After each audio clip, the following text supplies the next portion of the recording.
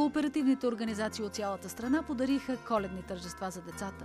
В магазините от Националната търговска верига Коop, освен здравословни храни и качествени стоки за мълчуганите и техните семейства, те предложиха много смях и добро настроение. В столицата тържеството се проведе на 16 декември в търговски логистичен център Коop, квартал Красна поляна. Дядо Коледа Копчо и неговите асистенти зарадваха децата и техните родители с забавни викторини, игри, конкурси и много подаръци. От множеството стоки с промоционални цени се възползваха клиентите на магазин Коop.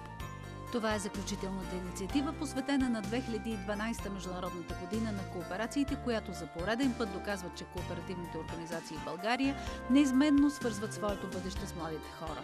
Коледното тържество за най-малките клиенти в магазин Коop даде възможност на всички присъстващи да научат повече за дейността на кооперациите и за членството в тях.